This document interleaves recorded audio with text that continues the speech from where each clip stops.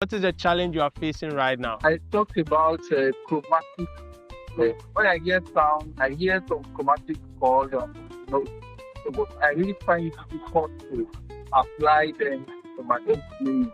When people say the chromatic movement, it's just the movement of all the keys on the keyboard, right? And so if I'm to go to my keyboard right now, so this is the key of C, right?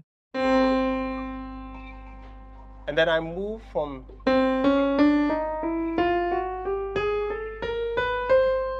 that is basically the chromatic movement. Chromatic is basically the movement of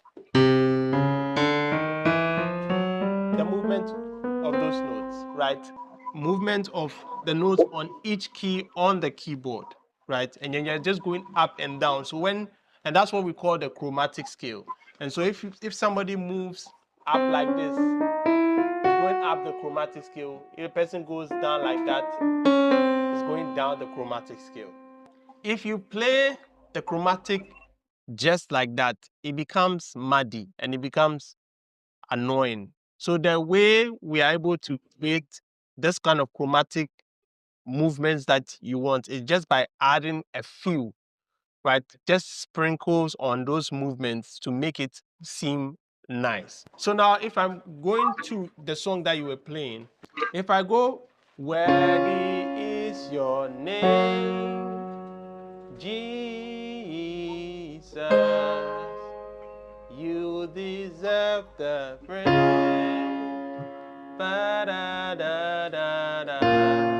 One way we can use chromatics, right, is something that we call grace note. Now, a grace note is just, when you are starting with chromatics, you don't start by moving up like that, playing T. You start by 1, then you start by 2, then you start by 3, then you start by like 4. So when I say 1, 2, 3, 4, I mean the chromatic. Now instead of playing your C sharp like that, you could do, these are notes. If I spell the notes out, this is C sharp, this is F, this is A flat. These are melodies that have been put together and then they form a harmony, right? So if I should take one of those notes and instead of going straight to that note, I go a chromatic or a semitone behind the note before I hit the note. That's the first level of the chromatic sprinkles, because I will call it the chromatic sprinkle. So if I'm to play this chord, which is the C sharp,